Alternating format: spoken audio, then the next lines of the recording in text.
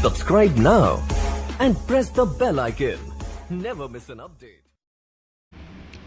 नमस्कार दोस्तों, स्वागत है सभी का इस YouTube चैनल पर। साथियों, ये साइकोलॉजी की क्लास नंबर 70 है। अब देखिए, उपागम की क्लास भी मैं इसके बाद अपलोड करने वाला हूँ, और जो SST की टेस्ट सीरीज 8 बजे आती है वो रोज़ाना वो अपलोड कर दी गई है। तो चलिए शुरू करते हैं मित्रों। जो इकाई 3 है, इकाई 3 की ये अंतिम क्लास है, ठीक है। इकाई 3 की अंतिम क्लास है ये। इसके बाद इकाई 3 आपके मनोविज्ञान की पूरी हो जाएगी। और मित्रों, मैंने इकाई 3 में आपको व्यक्तित्व के बारे में बताया था। अभी चल रहा है व्यक्तित्व मापन, आपका पूरा हो चुका है। व्यक्तित्व का वर्गीकरण पढ़ा दिया है। व्यक्तित्व के सिद्धांतों की बात करें तो शील गुणों के सिद्धांतों में दूसरा सिद्धांत आता है। देखिए, पहला सिद्धांत आलपोर्ट का था, वो कल पढ़ा दिया था। अब दूसरा सिद्धांत और अंतिम सिद्धांत शील गुणों का पढ़ेंगे। शील गुण का कारक विश्लेषण सिद्धांत। मित्रों, कारक विश्लेषण सिद्धांत और आलपोर्ट का सिद्धांत, ये एग्ज़ाम की दृष्टि से अति महत्वपूर्ण चीज़ें हैं, और इनको इतनी डिटेल से शायद ही कोई पढ़ाता होगा। तो साथियों, शुरू करते हैं शील गुण का कारक विश्लेषण सिद्धांत। मित्रों, कारक विश्लेषण सिद्धांत को, इसको शील गुण का जो कारक विश्लेषण सिद्धांत है, इसको अंग्रेजी भाषा में फैक्टर एनालिसिस ट्रेट थ्योरी कहा जाता है। 1950 में यह सिद्धांत R.B. केटल द्वारा दिया गया था, और R.B. केटल का पूरा नाम है रेमंड केटल। तो साथियों, इंग्लिश में नाम जरूर याद रखें, फैक्टर एनालिसिस ट्रेट थ्योरी। साथियों, मैंने शील गुण के बारे में आपको पहले भी बता दिया था जब मैंने आलपोर्ट का सिद्धांत पढ़ाया था। अगर आपने वो वीडियो नहीं देखी है तो एंड स्क्रीन में मैंने उस वीडियो को लगा दिया है, वहाँ से आप देख सकते हो। मित्रों, केटल ने भी अपने सिद्धांत में शील गुणों का वर्णन किया है, किंतु केटल के शील गुण आलपोर्ट के शील गुणों से भिन्न थे। इन्होंने भी शील गुण बताए हैं, लेकिन इन्होंने जो शील गुण बताए हैं वो जो आलपोर्ट ने शील गुण बताए थे, जो वर्गीकरण आलपोर्ट ने किया था, वैसा वर्गीकरण इनका नहीं है। इनका अलग तरीके से। अब अलग तरीके से कैसे है, एक एक चीज़ जानेंगे।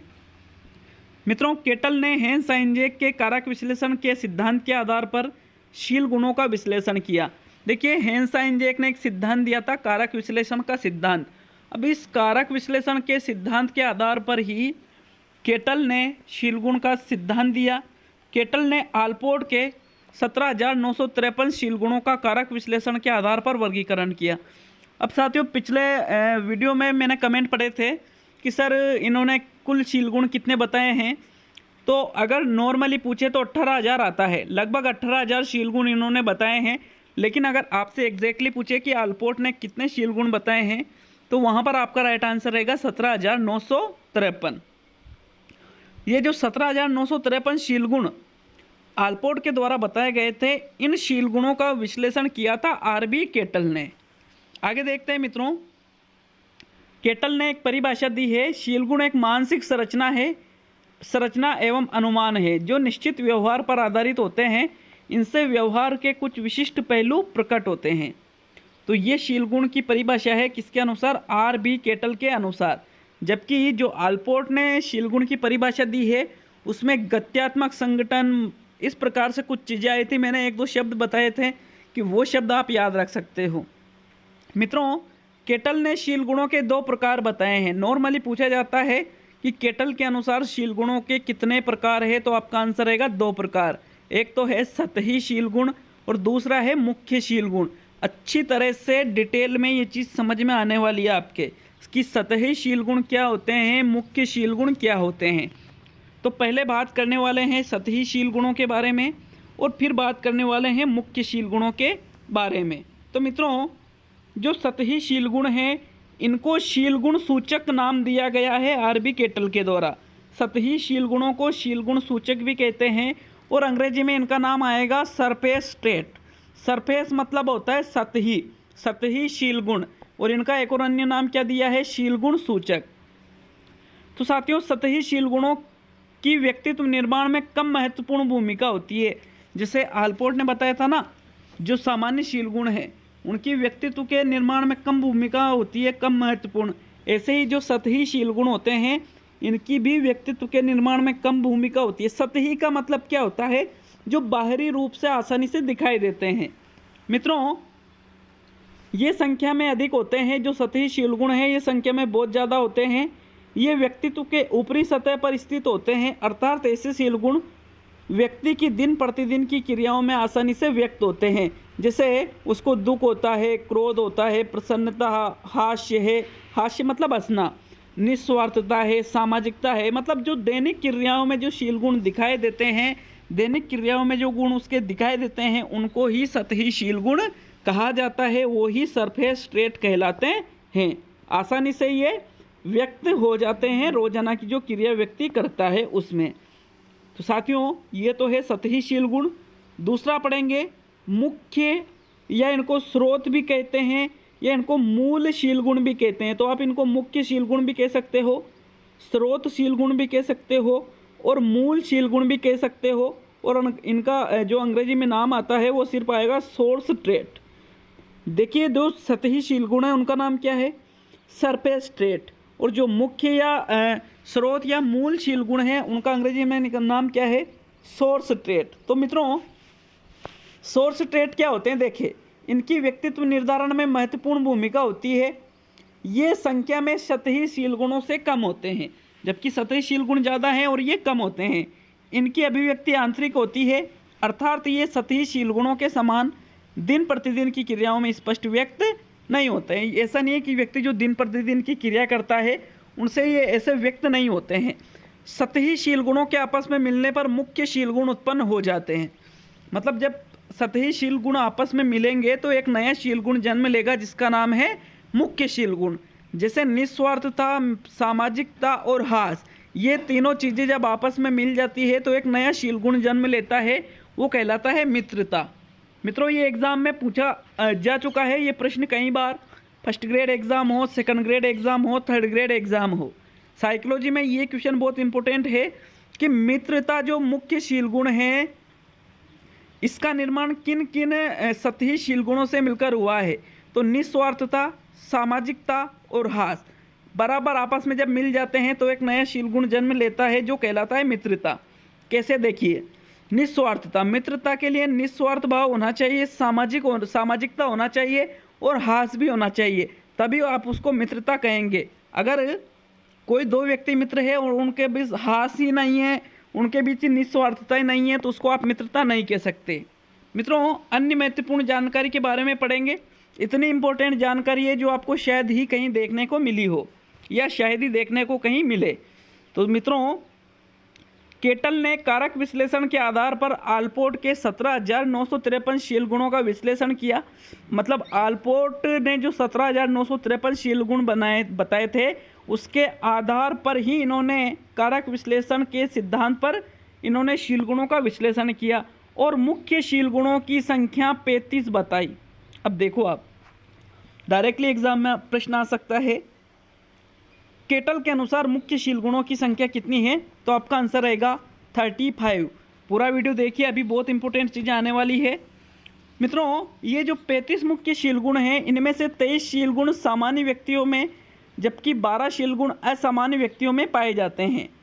तो ये भी इंपॉर्टेंट चीज़ें एक यहाँ आ जाती है कि 35 मुख्य बताए थे, उसमें 23 तो सभी लोगों में पाए जाते हैं जो सामान्य लोग हैं, और जो असामान्य प्रतीत होने वाले लोग होते हैं उनमें 12 शील गुण पाए जाते हैं इन 35 में से। केटल ने सामान्य व्यक्तियों में पाए जाने वाले 23 शील गुणों का विश्लेषण किया और इनमें से 16 शील गुण अत्यधिक महत्वपूर्ण माने। तो मित्रों, अगर जो प्रश्न यह आता है कि केटल के अनुसार अत्यधिक महत्वपूर्ण या विशेष शील गुण कितने हैं, उनकी संख्या कितनी है, तो आपका जो आंसर रहेगा वो रहेगा 16। कितने रहेगा? 16 आपका आंसर रहेगा। अगर विकल्प में 35 है तो 35 न रहकर वहाँ पर आपका आंसर रहेगा 16। देखिए, ये जो 16 शील गुण हैं ये सामान्य व्यक्तियों में पाए जाते हैं। जो 23 शील गुण हैं उनमें से ही इन्होंने छाटे हैं 16 को। इन 16 शील गुणों का मापन करने के लिए केटल ने एक विशेष प्रश्नावली का निर्माण किया जिसे 16 व्यक्तित्व कारक प्रश्नावली कहते हैं। अंग्रेजी में इसको कहेंगे 16 पर्सनालिटी फैक्टर या 16 PFQ। तो मित्रों, आपने इस चीज़ को पढ़ा होगा, 16 व्यक्तित्व कारक प्रश्नावली। ये क्यों बनाई गई थी? इन्होंने इसलिए इस प्रश्नावली का निर्माण किया ताकि जो 16 अत्यधिक महत्वपूर्ण शील गुण हैं उनका मापन किया जा सके। और ये प्रश्नावली जो बनाई थी ये आरबी केटल के द्वारा बनाई गई थी। मित्रों, इन 16 महत्वपूर्ण शील गुणों को केटल ने 4 वर्गों में विभाजित किया। कौन कौन से वर्ग? पहले वर्ग का नाम रखा Q1, दूसरे वर्ग का नाम रखा Q2, तीसरे वर्ग का नाम रखा इन्होंने Q3 और चौथे वर्ग का नाम रखा Q4। प्रत्येक वर्ग में इन्होंने 4 शील गुणों को रखा।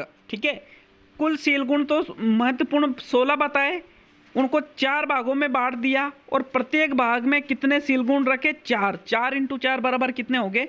16। मित्रों, जो आरबी केटल है उन्होंने माना कि जो 4 वर्गों में प्रत्येक व्यक्ति में कोई ना कोई वर्ग अवश्य पाया जाता है। ये जो 4 वर्ग है इनमें से प्रत्येक व्यक्ति, चाहे कोई सा भी व्यक्ति हो, एक वर्ग जरूर पाया जाता है। सामान्य रूप से केटल ने मुख्य शील गुणों को 2 भागों में बांटा है। देखिए, पहले तो 2 भागों में वर्गीकरण किया, सतही शील गुण और मुख्य शील गुण। अब जो मुख्य शील गुण है उनको भी 2 भागों में बांटा। पहला जो प्रकार आता है वो है पर्यावरण प्रभावित शील गुण। तो मित्रों, पर्यावरण प्रभावित शील गुण क्या होता है? देखेंगे पर्यावरण प्रभावित शील गुण को। जिन शील गुणों के विकास में वातावरण की विशेष भूमिका होती है उन्हें पर्यावरण प्रभावित शील गुण कहते हैं। मतलब जो आपके आसपास का इन्वायरमेंट है, वातावरण है, उसका ज़्यादा फर्क यहाँ पड़ता है, ज़्यादा प्रभाव यहाँ पर पड़ता है। ऐसे शील गुणों को पर्यावरण प्रभावित शील गुण कहते हैं, जो मुख्य शील गुणों का पहला प्रकार है। इन्होंने दूसरा बताया मुख्य शील गुणों का प्रकार स्वाभाविक शील गुण। स्वाभाविक शील गुण क्या होते हैं? जिन शील गुणों के विकास में वंशानुक्रम की विशेष भूमिका होती है उन्हें स्वाभाविक शील गुण कहते हैं। तो मित्रों, जो मुख्य शील गुण है उसके 2 प्रकार बताए। एक तो है पर्यावरण प्रभावित शील गुण और एक है स्वाभाविक शील गुण। जो पर्यावरण प्रभावित शील गुण है इनमें पर्यावरण की विशेष भूमिका होती है। जो स्वाभाविक शील गुण है इनमें वंशानुक्रम की विशेष भूमिका होती है। साथियों, आरबी केटल ने शील गुणों के मापन हेतु 3 प्रकार के स्रोत बताए थे। कौन कौन से स्रोत? आत्म रेटिंग, जीवन अभिलेख और वस्तुनिष्ठ टेस्ट। इनके माध्यम से शील गुणों का मापन किया जा सकता है। आत्म रेटिंग मतलब सेल्फ रेटिंग जिसको कहते हैं, जीवन अभिलेख लाइफ रिकॉर्ड इनको कहा जाता है, और वस्तुनिष्ठ टेस्ट ऑब्जेक्टिव टेस्ट इनको कहा जाता है। ये 3 प्रकार इन्होंने बताए थे शील गुणों का मापन करने के लिए। अब इन 3 प्रकारों से प्राप्त आंकड़ों को इन्होंने नाम दिए। कौन कौन से नाम दिए? आत्म रेटिंग से प्राप्त आंकड़ों को Q डाटा इन्होंने बताया, जीवन अभिलेख से प्राप्त आंकड़ों को इन्होंने L डाटा बताया, और वस्तुनिष्ठ परीक्षण से प्राप्त आंकड़ों को इन्होंने T डाटा कहा। तो मित्रों, ये था आरबी केटल का शील गुण का सिद्धांत। डायरेक्टली तथ्यात्मक प्रश्न इसमें से बनते हैं। इसमें व्यवहारिक प्रश्न या नहीं बनेगा, इसमें बनेगा तथ्यात्मक प्रश्न। डायरेक्टली कि भाई मुख्य शील गुण कितने बताए? अति महत्वपूर्ण 16 बताए। इनको कितने वर्गों में विभाजित किया? 4 वर्गों में। प्रत्येक वर्ग में कितने शील गुण रखे? 4 शील गुण रखे। इनके मापन हेतु कितनी विधियां बताई? 3 विधियां बताई। 3 विधियों में जो आत्म रेटिंग से प्राप्त आंकड़े हैं इनको क्या कहते हैं? Q data. जीवन अभिलेख से प्राप्त आंकड़ों को क्या कहते हैं? L data. और वस्तुनिष्ठ परीक्षण से प्राप्त आंकड़ों को क्या कहते हैं? T data. इस प्रकार से नॉर्मली इसमें प्रश्न बन जाता है, और रीट में इसमें से प्रश्न आ चुका है। तो मित्रों, अच्छी तरह से इस टॉपिक को लिख लीजिए, दोबारा वीडियो देख सकते हो अगर समझ में नहीं आया है तो। बहुत ही कुछ समय बाद आपके पास उपागम की अंतिम क्लास आने वाली है, तो मिलते हैं उपागम की क्लास में।